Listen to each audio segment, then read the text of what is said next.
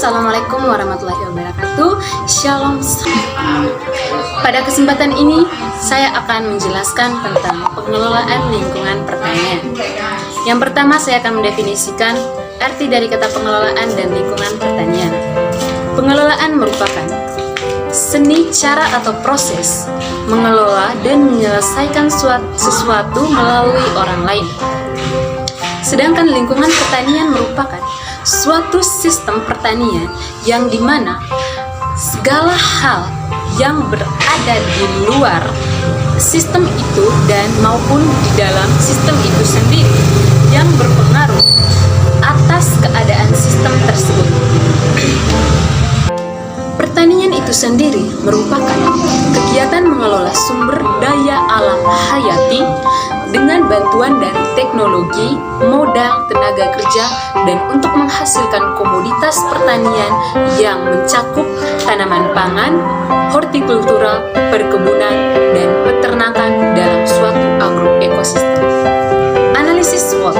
SWOT adalah metode atau cara analisis perencanaan strategis yang digunakan untuk memonitor dan mengevaluasi lingkungan perusahaan, baik lingkungan eksternal maupun lingkungan internal.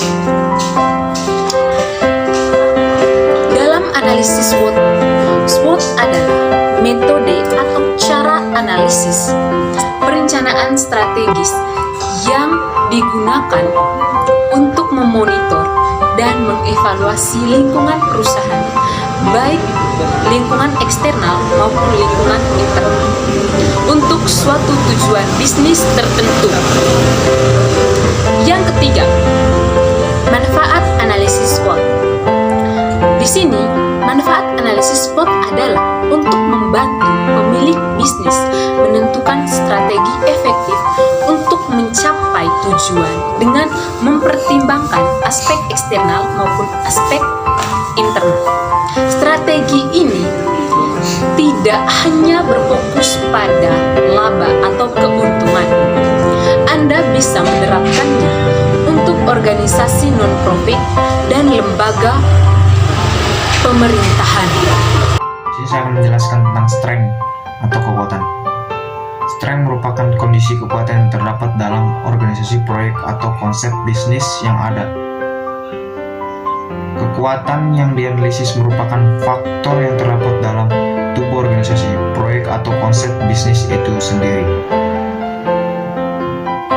Halo semuanya, perkenalkan nama saya Antonia Celia Funita dengan NIM 2022310015.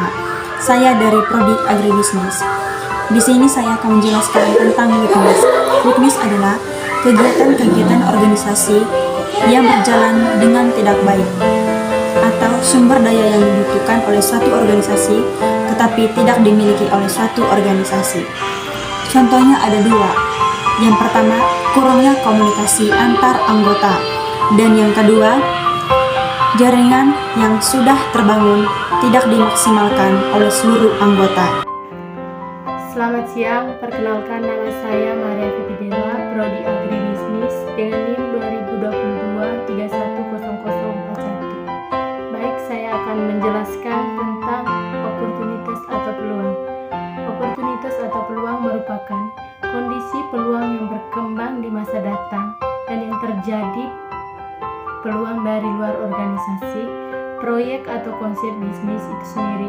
Misalnya, yang pertama kebijakan pemerintah dan kondisi lingkungan sekitar.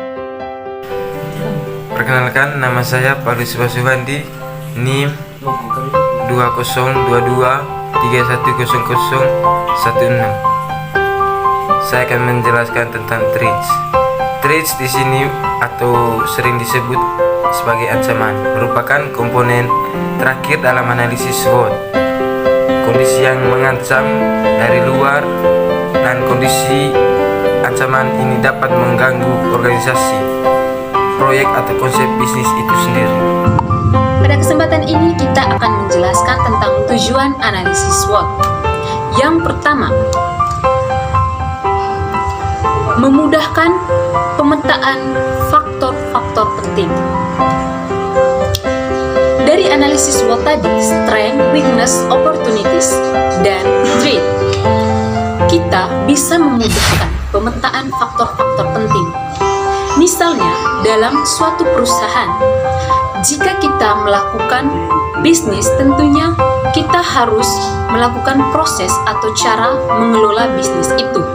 Tidak lain, kita harus menggunakan analisis SWOT. Maka di sini, analisis SWOT sangat berperan penting untuk memudahkan pemetaan faktor-faktor penting. Yang kedua, memprediksi berbagai masalah yang timbul. Tentunya, dalam membangun usaha, tidak ada yang namanya usaha mulus-mulus saja.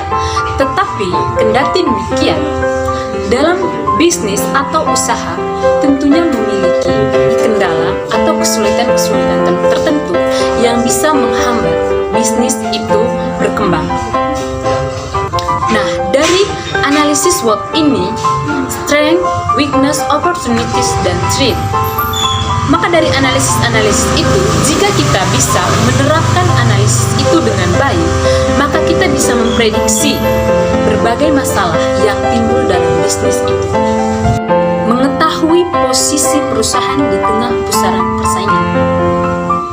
Jika kita sudah punya bisnis, kita harus mengetahui bahwa kita berada di titik mana dalam persaingan bisnis. Maka dari itu, kita harus bisa menggunakan analisis SWOT.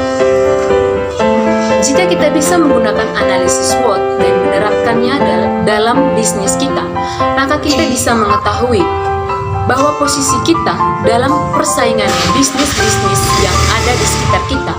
Tentunya kita ada di peringkat yang bagian mana. Yang keempat, memberikan kesempatan untuk perusahaan berkembang lebih pesat.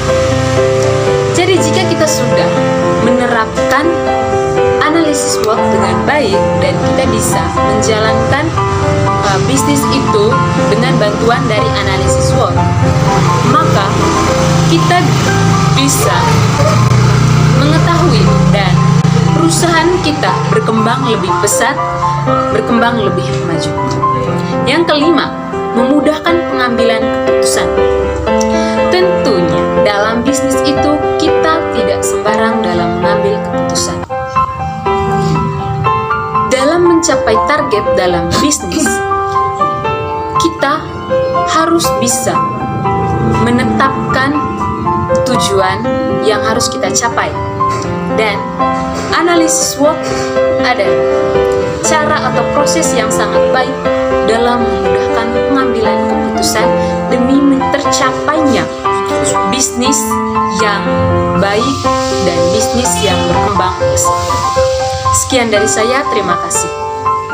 Assalamualaikum warahmatullahi wabarakatuh. Perkenalkan, nama saya Muhammad Ijat Saputra dengan NIM 2022-310023. Di sini saya akan menjelaskan tentang manfaat analisis SWOT.